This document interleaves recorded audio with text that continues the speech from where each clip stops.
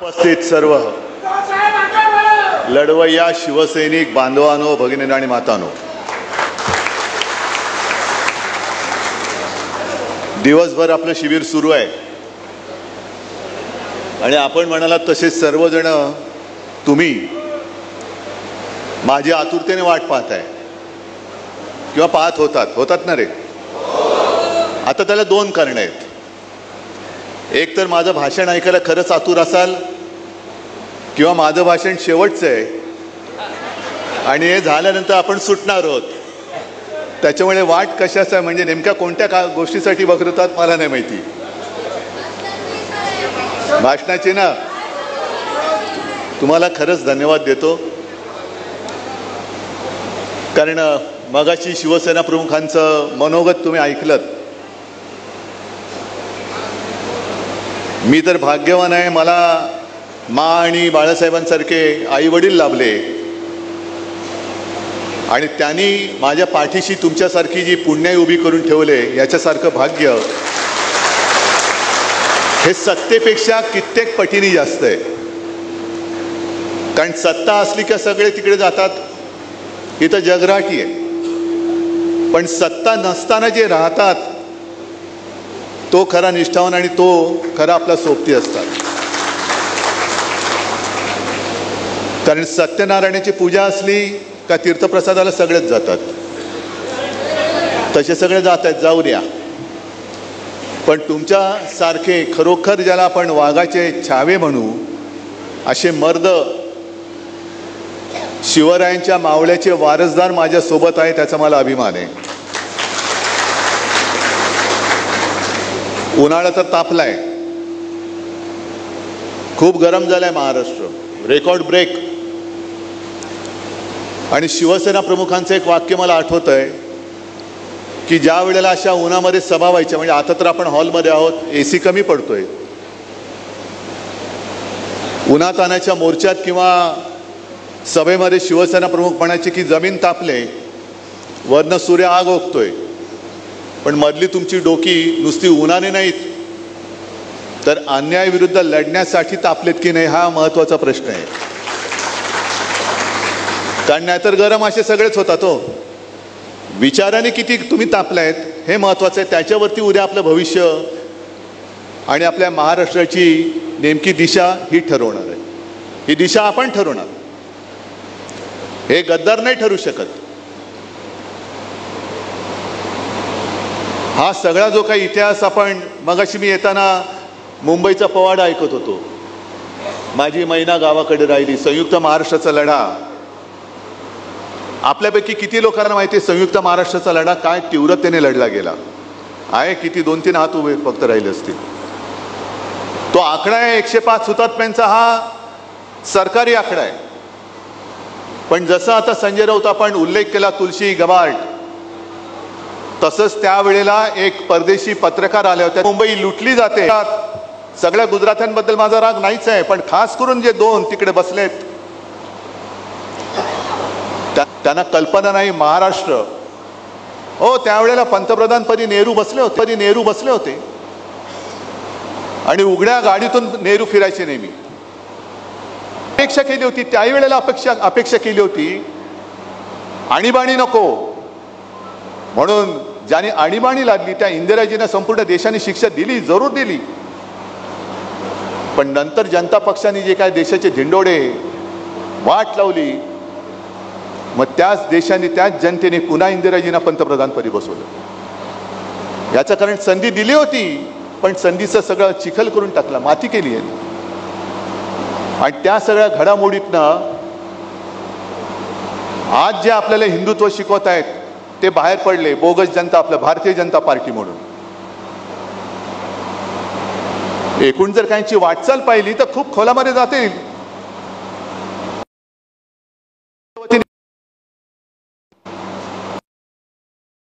काँग्रेसने मुसलमान अध्यक्ष करून दाखवावा, काँग्रेस आणि तुम्ही बघा. पण मला 1-2 गोष्टी आवडल्या. त्यांच्या आत्ताचे जे प्रदेशाध्यक्ष आहेत सपकाळ, ते म्हणाले असं जर का असेल तर संघाने दलित सरसंघचालक करून दाखवावा. आहे ना, लावा ना, शर्यत लावा. आणि आता येत्या वर्षामध्ये संघाला सुद्धा 100 वर्ष होत आहेत.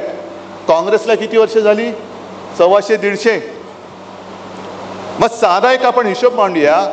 संघाचे आतापर्यंतचे सगळे सरसंघचालक, त्याच्यामध्ये कोण दलित होतं, कोण मुसलमान होतं, आणि काँग्रेसचे काढा आणि ठेवा लोकांसमोर. पण लोका सांगे ब्रह्मज्ञान आणि स्वतः कोरडे पाषाण. अमित शहाजी, छत्रपती शिवाजी महाराजांना तुम्ही सांगून कोणी महाराष्ट्रापुरतं सीमित ठेवेल नाही. नाही, महाराष्ट्र सगळीकडे पोचलेले, जगाच्या कानाकोपऱ्यात पोचलेले आहेत. पण खरोखर तुम्हाला जर का त्यांच्याबद्दल आदर असेल तर शिवजयंतीला देशभर सुट्टी जाहीर करा. देशभर. आमच्या देशाचं दैवत. इकडे येऊन नुसते मतांसाठी छत्रपती शिवाजी महाराज की बोलू नका. त्यांनी खचून जाणारा कधी लढू शकत नाही. लढायचं असेल, पाण्यात उडी मारायची असेल, पैलतीर गाठायचं असेल तर नाकातोंडात पाणी जाईल. पण हिम्मत असेल तर उडी मार, नाहीतर पंचागुंडाळ्याने तसाच परत जा. जर रणांगणात उडी मारायची असेल तर काय मुळामध्ये शिवसेनेचं तुम्ही काम करताय या काळात सुद्धा. म्हणजे हार जीत हा एक विषय झाला.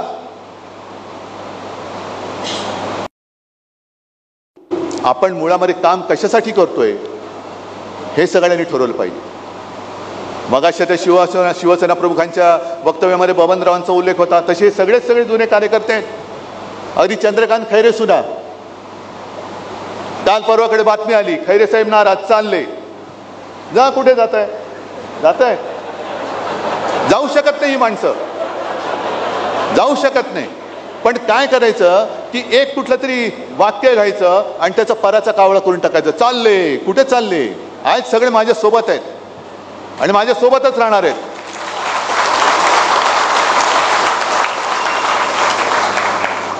कारण मुळामध्ये मी सांगतो तेच परत सांगतो तुम्हाला. आपण मिळून माझा महाराष्ट्र जपणार असू तर माझ्यासोबत या. माझ्याकडे खूप काही आहे, खूप काहीतरी. म्हणजे साधी गोष्ट आहे की मी बघितलं, आता मला वाटतं सकाळपासून आजपर्यंत बरेच मार्गदर्शन झाले. एक फक्त मुद्दामून मी त्याचा फोटो काढून आणलाय की आपली तयारी कशी पाहिजे. मला वाटतं विनायकजी तुम्ही सगळे याचं मार्गदर्शन केलं ना. बूथ मॅनेजमेंट ही माझ्याकडे भारतीय जनता पार्टी महाराष्ट्र बूथ समिती गठन तपशील हे मुंबईचं आहे. आपली सुद्धा लोक असतात तो इकडे तिकडे. असं काय नाही की त्यांचीच लोक आपल्याकडे असतात. त्यांच्यात पण काय चाललंय मला रोज कळत असतं. तर त्यांनी कसं केलं, मांडणी कशी केली मुद्दामून सांगतो. त्यांनी आता ह्याच्याकडे माझ्याकडे मांडणी कशी केली मुद्दामून सांगतो. त्यांनी आता ह्याच्याकडे माझ्याकडे सगळं विभाग वगैरे आहे ते मी सांगणार नाही, नाही तर कोणी पाठवलं ते कळू शकेल. पण हे मुंबईचं आहे. ह्याच्यामध्ये जबाबदारी त्याच्यात नंबर 1 आहे बूथ अध्यक्ष. मग त्याच्या पुढे त्या माणसाचं पूर्ण नाव, मोबाईल नंबर. मग बूथ सरचिटणीस, नाव, पूर्ण नाव, मोबाईल नंबर. मग सदस्य, लाभार्थी प्रमुख म्हणजे मला काय कळलं नाही कसला लाभ, त्याचं सुद्धा नाव आणि मोबाईल नंबर. मग सदस्य 2, सदस्य 3 करत करत 10 सदस्यांचं नाव त्यांनी दिलेले आहेत. प्रत्येकाचं पूर्ण नाव आणि मोबाईल नंबर. ही तयारी आपण केली पाहिजे. आणि पुढे सूचना आहे की 12 सदस्यांमध्ये किमान 3 महिला प्रतिनिधी असाव्यात. त्याच्यामुळे तुमच्यावरती पण जबाबदारी असणार आहे. नंतर किमान 1 SC आणि ST प्रतिनिधी असावा. ही त्यांची मांडणी आहे आणि या मांडणीने ते पुढे चाललेले आहेत. म्हणजे EVMचा घोटाळा आहे, जरूर आहे. योजनांचं गारूड नक्की आहे. पण त्याचबरोबरीने बूथ मॅनेजमेंट हे फार महत्त्वाचं आहे. बोगस वोटिंग, तुम्ही खात्रीपूर्वक सांगता तुमच्याकडे एक सुद्धा बोगस मतदान झालं नसेल. पण जर का आपले बूथ प्रमुख आणि पोलिंग एजंट त्यांना आपण ट्रेनिंग दिलं, आपले होते. पण बूथ प्रमुख एवढ्यासाठी पाहिजे की तो यादीतल्या प्रत्येकाला नावानिशी चेहऱ्यासकट ओळखणारा पाहिजे. आणि त्या टीममधला एक जर का माझा पोलिंग एजंट असेल तर आलेला माणूस हा त्या मतदार यादीतला आणि नाव आणि त्याचा चेहरा जुळतोय. कार्ड बोगस मिळू शकतो, चेहरा अजून बोगस मिळत नाहीये.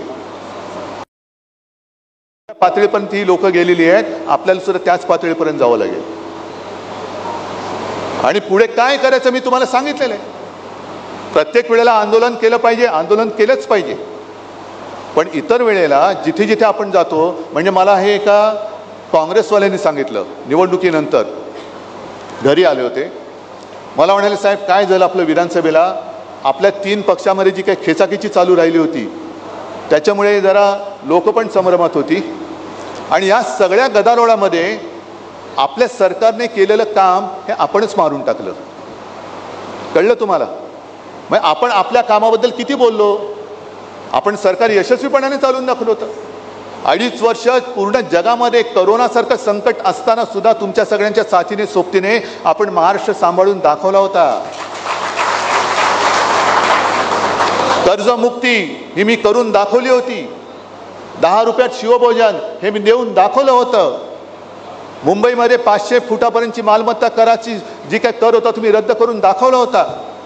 छत्रपती संभाजीनगरमध्ये गुंठेवारी रद्द करून दाखवली होती. अनेक गोष्टी मी करून दाखवल्या होत्या, मी म्हणजे आपल्या सरकारने. पण आपण काय राहिलं, तुम्ही किती देताय, 2100, आम्ही 3000, तुम्ही किती देताय, एवढे, आम्ही तेवढे, ह्याच्यात नुसतं आपल्या चढाओढीमध्ये राहिलं. आणि आपण केलेलं काम म्हणजे लोकांना, या लोकांनी जे काही भ्रमिष्ट करून ठेवलं होतं तो भ्रम आपण पुसून टाकू शकलो नाही. आता ती वेळ आहे. नाशिकमध्ये मगाशी कोण सांगत होतं, वसंतराव तुम्ही सांगत होते की कोण तुम्ही आलं होतं, सुनील वगैरे, की पहिल्या नगराध्यक्ष आपले होते, हो ना, तुम्ही मगाशी बोललात गुप्ते.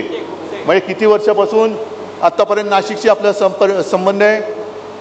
पण एवढ्या वर्षात आपण नाशिकसाठी जे जे काही केलं आहे ते केवळ नाशिक शहर नाही तर संपूर्ण नाशिक जिल्ह्यात हे आपण सांगितलं नाही तर मग काम करतोय कशासाठी. त्याच्यामुळे हेही महत्त्वाचं आहे की प्रत्येक ठिकाणी जिथे जाऊ तिथे शिवसेनेने काय काय केलेलं आहे. कारण मुळामध्ये आपली जी काय ओळख आहे, मी मागे जाहीर सभेत बोललो होतो की शिवसेनेने एक विश्वविक्रम केलेला आहे. भारतीय जनता पक्षाने सांगावं त्यांनी काय केलं आहे विश्वविक्रम, हे बोगस. 50 वर्ष झाली, त्या वर्षामध्ये शिवसेना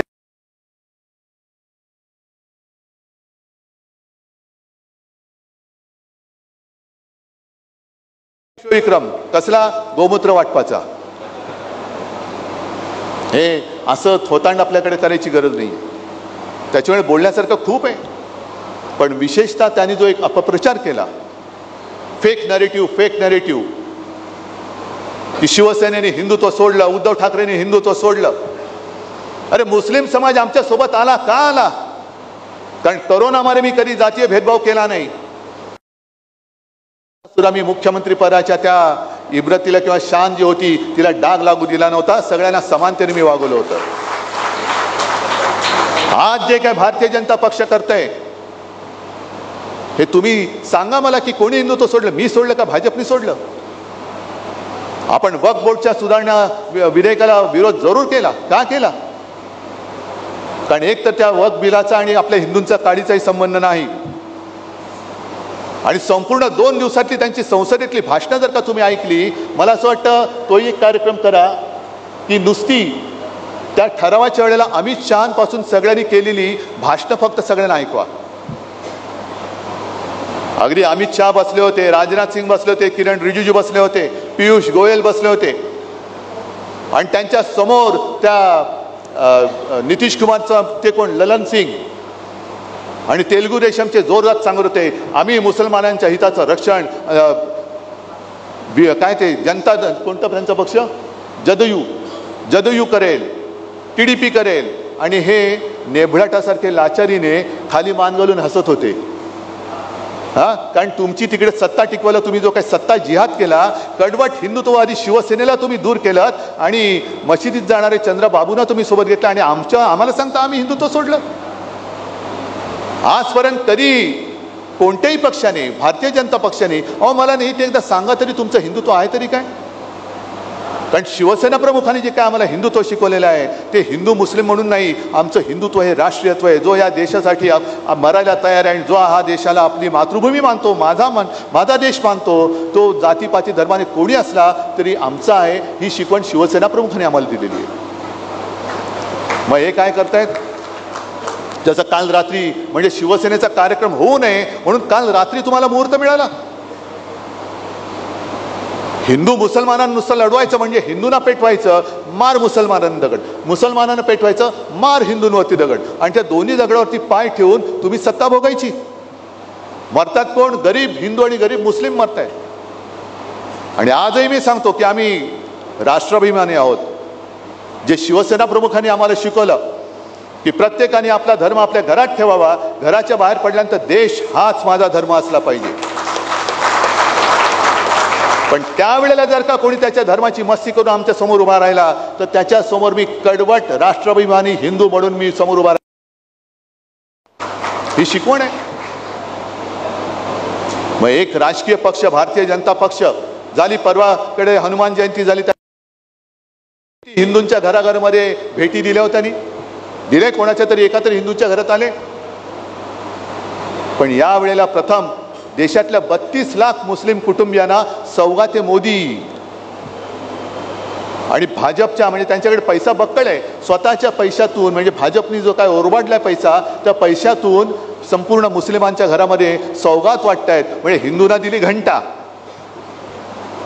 यांना देत आहे सौगात. आनंद आहे.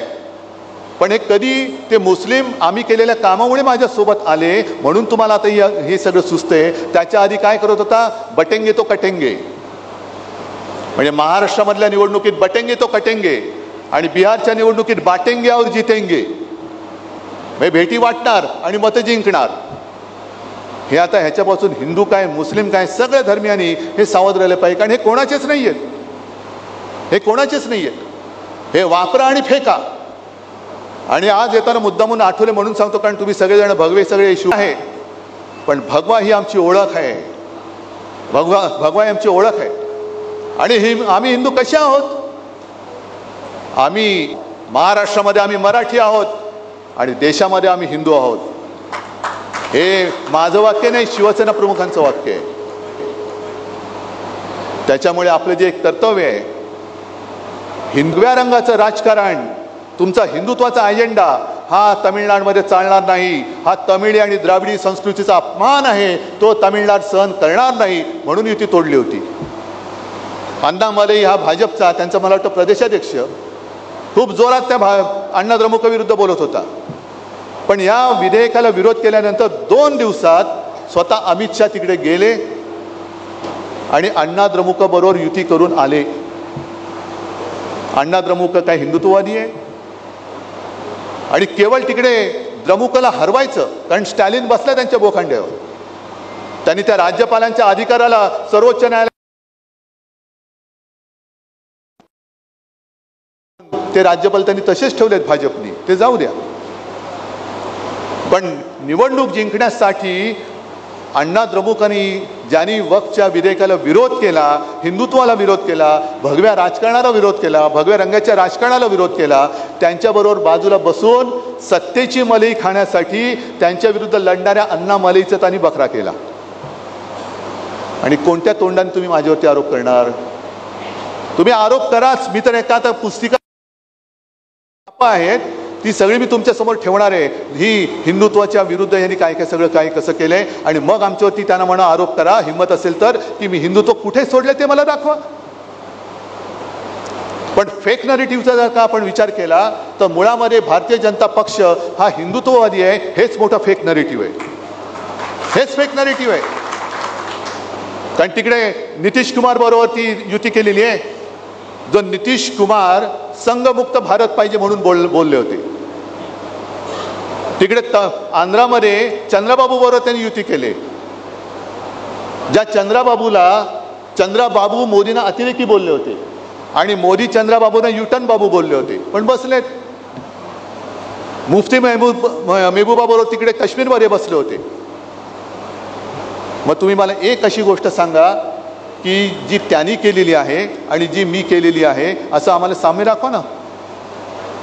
काय कोणत्या तोंडाने तुम्ही आम्हाला सांगते की हिंदुत्व? मुळामध्ये तुमचं जे हिंदुत्व आहे ते बुरसटलेलं आम्हाला मान्य नाहीच आहे. तुम्हाला आम्ही सोडलंय, आम्ही हिंदुत्व सोडलेलं नाही. मी परत सांगतो.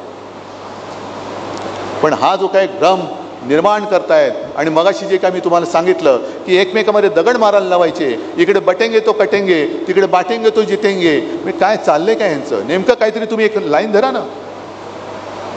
म्हणजे शिवसेना प्रमुखांच्या भाषेत आता समोर महिला आहेत म्हणून मी बोलू शकत नाही तो शब्द, पण शेतामध्ये बैल जातो ना त्याची लघुशंका करताना म्हणजे तुम्हाला कळेल नेमकं मला काय बोलायचंय. असं वाकडं वाकडं वाकडं वाकडं तसं नका ना जाऊ, जा ना सरळ सरळ जा, मग आम्हाला कळेल की अरे हा तुम्ही खरोखर हिंदुत्ववादी आहात.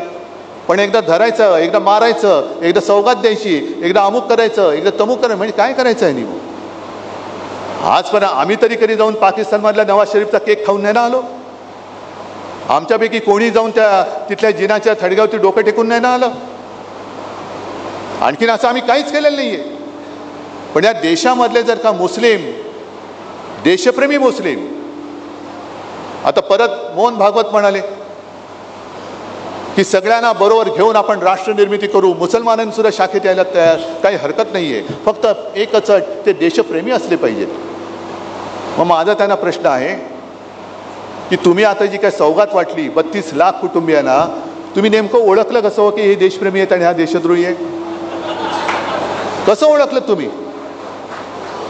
बरं, मला आणखीन एका गोष्टीचं नवल वाटतं. आपल्याकडे गोवंश हत्याबंदी आहे, ठीक आहे, माझा त्याला काही विरोध नाही आहे. पण जे किरण रिजिजू बोलले होते की ते गोमांस खातात, ते तुमचे मंत्री, आणि रस्त्यात कोणीतरी एक तुम्हाला संशय आला, जसं तो आर्यन मिश्रा गेल्या वर्षी मारला होता कुठे हरियाणामध्ये का काहीतरी, मग त्यांनी त्याच्या गाडीमध्ये काहीतरी मांस आहे म्हणून तथाकथित गोरक्षकांनी त्याचा 30 किलोमीटर पाठलाग केला आणि त्याला भर रस्त्यात गोळ्या घालून मारला. मग त्यांनी गाईचं मांस नेलं, हा संशय आला म्हणून त्याला रात्रीचा पाठलाग करून मारला. आणि इकडे सांगतो की जो रिजिजू सांगतात ते गोमांस खातात, ते तुमच्या बाजूला बसून वक्फ बोर्डाच्या सुधारणेचं विधेयक मांडतात. नेमकं तुमच्या हिंदुत्वाला काही शेंडा बुडका आकार उकार आहे की नाही आहे? आणि मग शेवटी या सगळ्या गोष्टी बघितल्यानंतर खरी जी काय एक जबाबदारी आहे ती आपल्यावरती आहे, महाराष्ट्रावरती. कारण महाराष्ट्र नेहमी देशाला दिशा दाखवत आला, हे आपण इतिहासात ऐकलं. आज आपण जर का उद्याची दिशा नाही दाखवलं तर इतिहास आपल्याला सांगेल अरे तो इतिहास होता, पण हे सगळे नालायक निघाले. आपण नालायक असता कामा नये, आपण नालायक होऊ शकत नाही. ठीक आहे, काही वेळेला खड्डे येतात, पण त्याच्यावरती मात करून आपल्याला पुढे जाण्याची हिंमत पाहिजे. आणि म्हणून मी नेहमी एक गोष्ट आली सगळ्यांना सांगतो, म्हणजे असं आणि म्हणून असं नाही, आणि म्हणून नाही, कारण अजून मी काय दाढी वगैरे वाढवलेली नाही आहे खाजवायला तर, आणि मला अशी दुसऱ्यांचे वडील चोरायची गरज पण नाही आहे. जे आहे ते एसन्सी त्यांना सोडून द्या. तर लढण्यासाठी जशी तलवार लागते, तलवार पकडायला मनगट लागतं ना, पण मनगटामध्ये तलवार पकडल्यानंतर पहिलं लढण्यासाठी मन असावं लागतं. ते मन तुमच्याकडे आहे की नाही ते पहिलं मला सांगा. या सगळ्या अगदी हा पराभव मी पराभव मानायला तयार नाही. हा आपला पराभव खोटा दाखवला गेलेला आहे. आज जरी बॅलेट पेपरवरती निवडणूक घेतली तरी आपलं सरकार पुन्हा यांच्या दुपटीने, म्हणजे आता 288च्या वरती जागा नाहीत म्हणून, पण यांच्यापेक्षा जास्त संख्येने आणि मतांनी आपली जनता, कारण मला माझ्या महाराष्ट्रातल्या मायबाप जनतेवरती पूर्ण विश्वास आहे. जरी आपण मोठे केलेले हे गद्दार उफराटे निघाले तरी माझ्या महाराष्ट्रातल्या माता भगिनी आणि माझे सगळे बांधव हे असे उलट्या काळजाचे होऊ शकत नाही. यांना यांची एक दिवस जागा दाखवल्याशिवाय